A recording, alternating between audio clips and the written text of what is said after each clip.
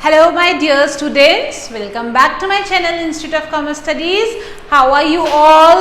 I hope everyone is very well, and if you're coming to this channel for the first time, then you need to go and subscribe to my channel and press the bell icon so that you can be notified every time whenever I'll post a new video.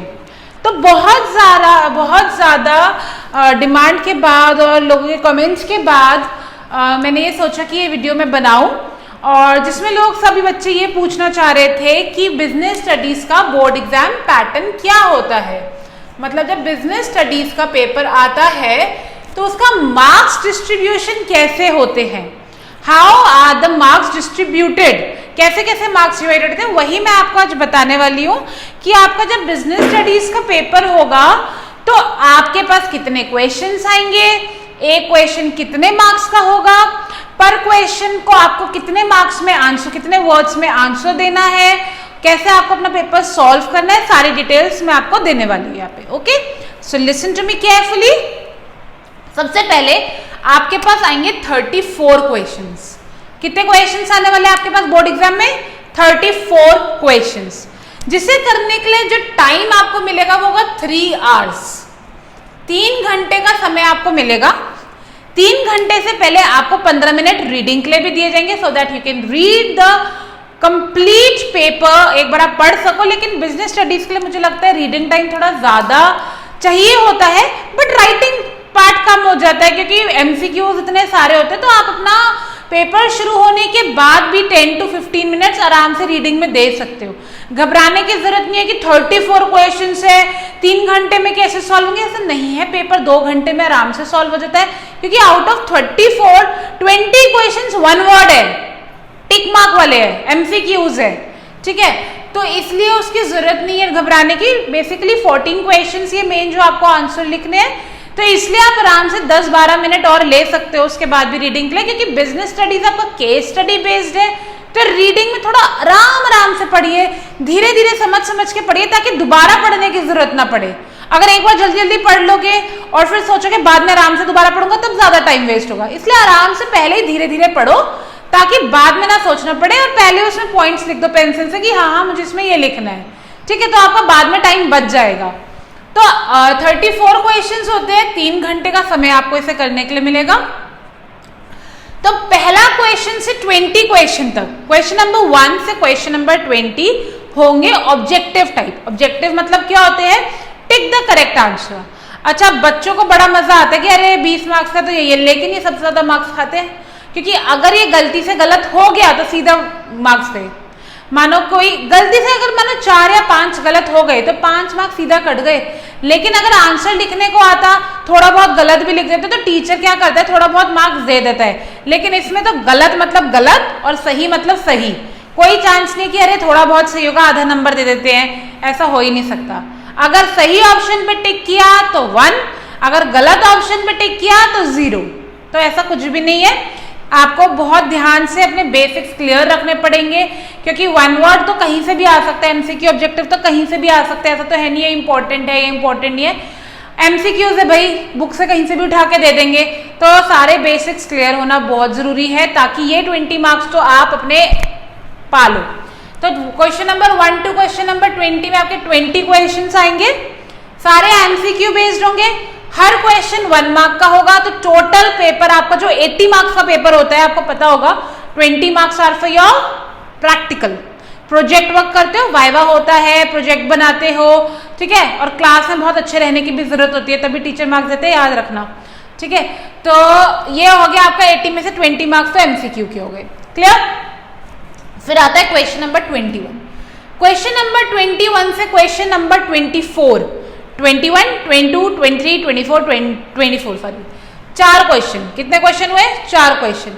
अब ये या तो case study form में भी आ सकते हैं, छोटे छोटे केस स्टडीज, बहुत बड़ी बड़ी नहीं, छोटे छोटे केस स्टडीज भी आ सकती है, सीधा सब्जेक्टिव भी आ सकता है। सब्जेक्टिव मतलब सीधा डायरेक्ट क्वेश्चन भी आ सकते हैं 1-2, ठीक है। डायरेक्ट क्वेश्चन आगे, what are the elements of delegation, what is the difference between delegation and decentralization, what is the difference between on the job training and off the job training. Direct question भी आ सकता है और छोटी छोटी case studies भी आ सकती है। तो केस स्टडी या सब्जेक्टिव आएंगे ये होते हैं आपके 3 मार्क का एक क्वेश्चन। 4 क्वेश्चन है, चारों क्वेश्चन 3 मार्क्स के होंगे, टोटल हो गए 12 मार्क्स, 4 3 12, क्लियर। उसके बाद आता है हमारा 5 क्वेश्चन और है 25 to 30, 25, 26, 27, 28, 29, 30। ये 6 क्वेश्चन है 25 to 30, 6 क्वेश्चन। ये भी या तो केस स्टडी आ सकते हैं, सब्जेक्टिव भी एक आध बीच में आ सकते हैं। केस स्टडी तो आएगी ही आएगी, उसमें कोई डाउट नहीं है कि केस स्टडी नहीं आएगी, पर एक दो सब्जेक्टिव भी आ सकते हैं और इसमें एक आध ऑप्शन भी आ जाती है, एक आध ऑप्शन भी आपको मिल जाती है।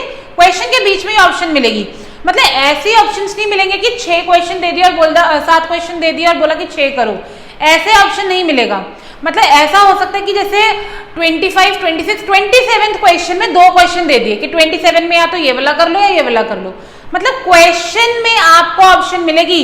ऐसी ऑप्शन नहीं मिलेगा कि 7 है 7 में से 6 कर लो, जो नहीं आता वो छोड़ दो, ऐसा नहीं हो सकता। ऐसा हो सकता है कि 24th 25th करना ही करना है, 26 करना ही करना है, लेकिन 27 में ऑप्शन आ गया तो 27 में से जो 2 है उन दोनों में से एक कर लिया। अब मानो आपको 25th वाला नहीं आता था, पर आप कुछ नहीं कर सकते, आपको वो तो करना ही पड़ेगा क्योंकि वो तो मैंडेटरी है। पर 27th में जो ऑप्शन आए हैं 2, अब मानो वो दोनों आते थे पर उसमें से एक ही करना है क्योंकि ऑप्शन ही 27th क्वेश्चन में है, तो इस तरीके से ऑप्शनल ऑप्शंस आ सकते हैं। ठीक है, आएंगे मतलब आते हैं। 6 क्वेश्चंस है, केस स्टडी सब्जेक्टिव टाइप है, 4 मार्क्स का एक क्वेश्चन होगा ये, और टोटल हो गया आपका 24 मार्क्स के। क्लियर, वेरी इंपॉर्टेंट वेटेज, बहुत ज्यादा वेटेज है 24 मार्क्स। ये वाला पोर्शन भी सही कर लिया पूरा, ये भी पूरा सही कर लिया तो बहुत अच्छे नंबर आ जाएंगे। फिर Maharaja part, the most important part, मेरा सबसे ज्यादा फोकस इन्हीं क्वेश्चंस पे होता है क्योंकि जहां आपके ये 4 क्वेश्चन सही हो गए ना और 6 मार्क्स बहुत आराम से आ जाते हैं।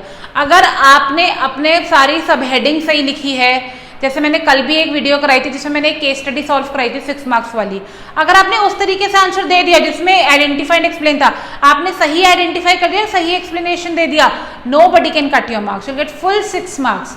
अगर आपका एक्सप्लेनेशन सही है, आपने सब हेडिंग सही लिखी है, आपने आइडेंटिफाई सही किया है, क्यों काटेगा कोई मार्क्स आपके? अगर आपका तरीका सही है तो आपको 100% सही पूरे मार्क्स मिलेंगे। तो 30 34 सिर्फ 4 क्वेश्चन है, लेकिन एक क्वेश्चन है 6 मार्क्स का। इसमें भी केस स्टडी और सब्जेक्टिव दोनों आ सकते हैं और इसमें भी एक ऑप्शन आ जाता है। ऑप्शन क्वेश्चन के बीच में ही मिलेगा, ऐसा नहीं होगा कि 5 में से 4 करिए, ऐसे नहीं आता ऑप्शन, किसी क्वेश्चन के बीच में और आ जाएगा तो उस क्वेश्चन में या तो आप वो वाला पार्ट कर सकते हैं, वो वाला पार्ट कर सकते हैं, इस तरीके से आएगा। ठीक है, तो 4 क्वेश्चंस है यहाँ पे, चारों क्वेश्चन 6-6 मार्क्स के हैं और सिर्फ 4 क्वेश्चन में आप ला सकते हो 24 मार्क्स। तो सिर्फ 4 क्वेश्चंस में 24 मार्क्स सबसे इंपॉर्टेंट पार्ट है ये। अगर आपके ये 4 आपको 6 मार्क्स वाले क्वेश्चन समझ में आ गए और चारों के आंसर आपको पता है, तो यू आर श्योर कि 24 मार्क्स तो मेरे कंफर्म्ड है। सही तरीके से लिखने का तरीका आना चाहिए कि मुझे आंसर देना कैसे है। उसके लिए मैंने एक सैम्पल पेपर ढूंढा है, आपको मैं एक सैम्पल पेपर सॉल्व करवाने वाली हूँ, बहुत जल्दी ही सैम्पल पेपर सॉल्व कराऊंगी मैं आपको। और कल मैं आ रही हूँ लाइव 11:30 पे, बिजनेस स्टडीज क्लास 12 की क्लास लेके 11:30 पे। तो जिनको भी कोई इश्यूज है, कोई क्वेरीज है, वो लाइव क्लास ज्वाइन कर सकते हैं कल 11:30 पे, कल मतलब कि 2 जून। ओके, तो ये है आपका बोर्ड एग्जाम का पैटर्न क्लास 12 बिजनेस स्टडीज, जिसमें आपके 20 मार्क्स के ऑब्जेक्टिव क्वेश्चंस है, 4 क्वेश्चंस है आपके 3 मार्क्स के, 6 क्वेश्चंस है आपके 4 मार्क्स के और 4 क्वेश्चंस है आपके 6 मार्क्स के। टोटल नंबर ऑफ क्वेश्चंस जो आपके हैं वो है 34 और टोटल जो आपका है पेपर वो है 80 मार्क्स का। 20 मार्क्स आपके प्रोजेक्ट वर्क के होते हैं, वाइवा के होते हैं, तो 80 मार्क्स में से आप 80 आउट ऑफ 80 भी ला सकते हैं। मैं आपको ये भी बता दूं, ऐसा नहीं है कि बिजनेस स्टडीज में फुल मार्क्स नहीं आते। मैंने खुद कितने बच्चों को 80 आउट ऑफ 80 दिए हैं, तो 80 आराम से आ जाते हैं। जो बच्चे अच्छे से आंसर लिखते हैं, टू द पॉइंट आंसर नहीं चाहिए, बड़े बड़े एसेज नहीं चाहिए हमको, हमें चाहिए डायरेक्ट सब हेडिंग लिखो, एक्सप्लेन करो, छोड़ो, सब हेडिंग लिखो, एक्सप्लेन करो, छोड़ो। जितना आप कम पैराग्राफ लिखोगे और अच्छा प्रॉपर फॉर्मेट में सब हेडिंग लिख के डिफाइन करोगे, उतने ज्यादा मार्क्स मिलेंगे। हर पॉइंट का वेटेज होता है मार्क्स में, उस तरीके से आंसर लिखिए। ठीक है, तो ये आपका मार्क्स डिस्ट्रीब्यूशन है जो आपको हेल्प करेगा प्रिपरेशन करने के लिए। अभी मैं एक वीडियो में ये भी बताऊंगी कि आपको सॉल्व कैसे करना है, कौन सा क्वेश्चन पहले सॉल्व करें, कौन सा क्वेश्चन बाद में सॉल्व करना है, वो भी मैं आपको पूरा बताऊंगी। कितने मार्क्स को कैसे कैसे अरेंज करके आप ऑर्गेनाइज करके क्वेश्चन पेपर को सॉल्व करिए, उसके लिए भी मैं एक वीडियो बनाऊंगी। फिलहाल मैं आपको आपका पैटर्न बता रही हूँ कि कितने क्वेश्चन आएंगे, कैसे कैसे उसके मार्क्स डिवाइडेड होंगे और कितने केस स्टडीज आएंगे, कितनी एमसीक्यूज आएंगे, कैसे कैसे ऑप्शंस आएंगे। तो जिन जिनको ये डाउट था कि एग्जाम का पैटर्न कैसे होने वाला है, क्वेश्चंस कितने आएंगे, कितने मार्क्स के होंगे, तो वो सब क्लियर है। तो बेसिकली हमारे पास कितने कितने मार्क्स के क्वेश्चन आते हैं, 1, 3, 4 एंड 6। 1 मार्क का क्वेश्चन आएगा, 3 मार्क का क्वेश्चन आएगा, 4 मार्क का क्वेश्चन आएगा और 6 मार्क का क्वेश्चन आएगा। सो उसी के हिसाब से प्रिपेयर करना है, उसी के हिसाब से मार्क्स अलॉटमेंट होते हैं, जो मैं आपको सैम्पल पेपर में सॉल्व करते हुए बताऊंगी कि मार्क्स डिस्ट्रीब्यूशन कैसे होते हैं चेकिंग करते हुए, ताकि आप आंसर उसी हिसाब से लिख पाए। ठीक है, so I hope this video is useful to all of you और आपको प्रिपरेशन करने में और हेल्प होगी। So if you want to be updated every time, do not forget to subscribe to my channel children and press the bell icon. Okay, bye bye.